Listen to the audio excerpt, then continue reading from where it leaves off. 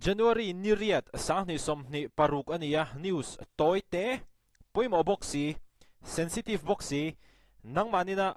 comment section in lo khel zui tur hemi a hianin kan ri kang chunge kan ti chuanin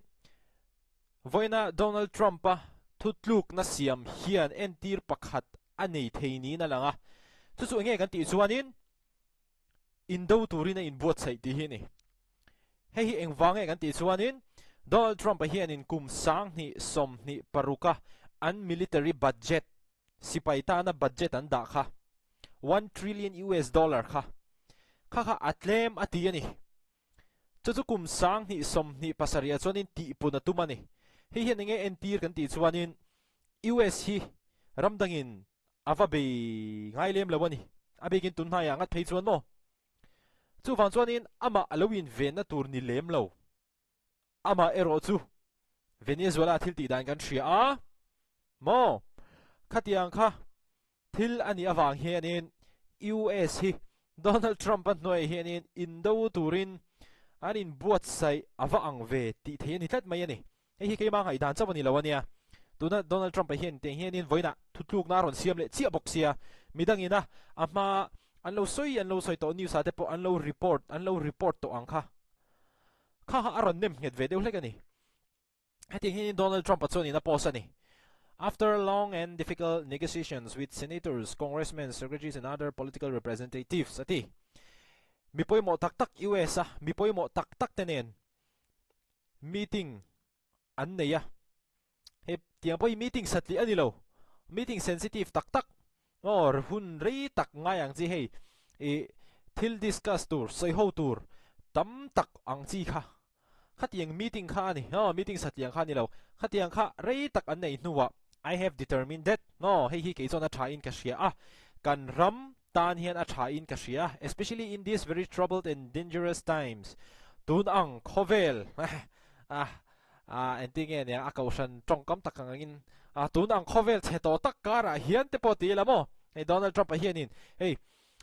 khovel din hun kan shia geopolitical tensions ram mo inti boina in kar borok so sanga tam mema khang zong angai to khan Donald Trump chuanin kum sang ni som ni pasaria US tana an military budget tur hi 1 trillion US dollars ni to lowin 1.5 trillion US dollars ani to dona ni atiani hem mai ra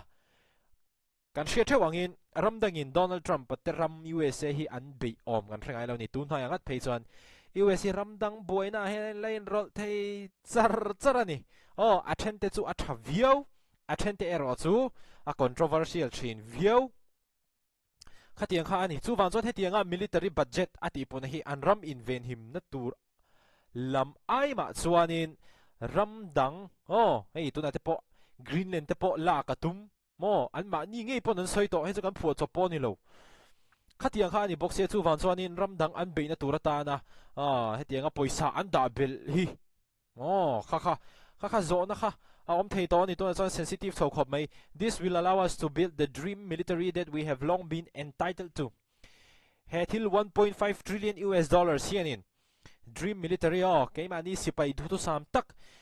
kan phu boxi angkha min nei tir thei to don ani hei hianin kan ram hi ati hi manga keini America ram mi puite tan po hianin a tha anga tu te po hi kan ram mel mani se hethili chonin min veng him ne hle don ani tin Donald Trump chon hetiang hianin aron pos ani chonin hetianga 1.5 trillion US dollars an military budget an up thei na chan Donald Trump ana asoi chu tariffs wang ani ramdang te atanga tariffs an don wang ani chu wang chuanin hetianga ramdang unsanctioned tariffs an implement hianin USA te hianin kan lok pui le atina ani Donald Trump hian mo I would say that hetiang ang tariffs US tan hianin lok lota se chu 1 trillion US dollars hianin kalung oi ma yang ate ni Donald Trump chuan mo amaro chu hetianga tariffs te le thil dang kan lok pui ema wang hianin 1 trillion dollar mai ni lawin 1.5 trillion US dollars lai hi kan military budget hianin kan da thei to don ani atiani helai hianin especially just 1 year ago during the sleepy Joe Biden administration the worst president in the history of our country atia helai hianin hetianga thil ron post pa hian in Joe Biden a kha an ron kap le sak mai ni hi Joe Biden a kap satli ani lova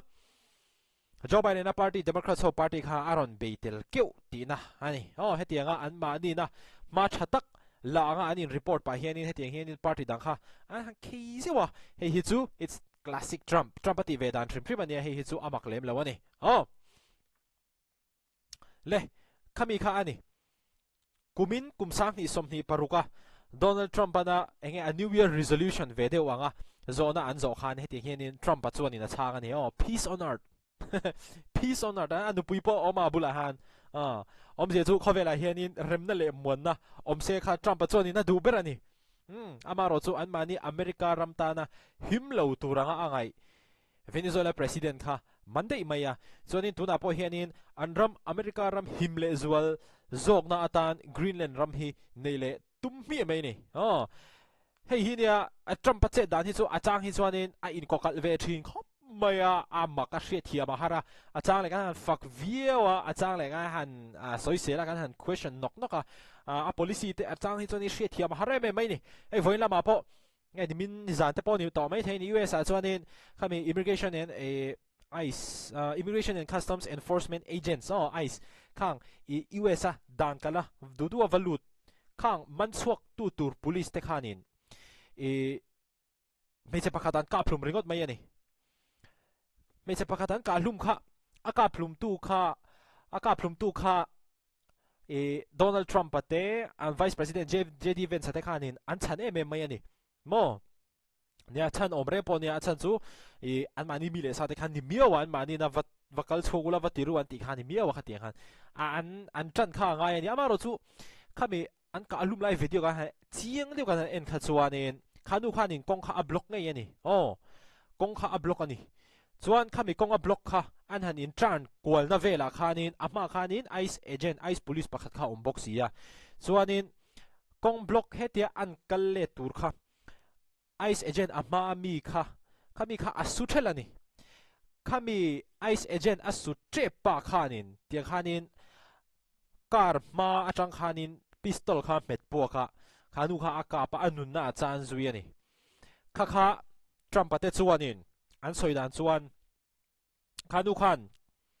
khapa kha suta chil zui tumani ante ani kha chu very justifiable adik ve tho amaro chu engel danga tanga han thli le chuanin